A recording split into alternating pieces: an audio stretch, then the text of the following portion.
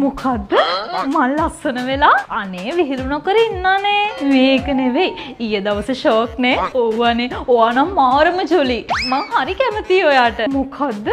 මං ඓශ්වර්යා රායි වගේ මට ඔහම කවුරුත් කියලා නෑ අනේ. අනේ ඔය ෂෝක් අනේ. ඒක නෙවෙයි. අපි ආයේ මීට් වෙමු හොඳේ. හරි. බයි. හෙලෝ සඳුනි කියන්න. ඕ මං හැන්සම්. අනේ thank you so much Sanduni. ඔයාට මීට් වෙන්න ඕනේ. අපි හෙට 3ට නිදාන් හිටියේ. ඕ දැම්ම මීට් වෙන්න ඕනේද?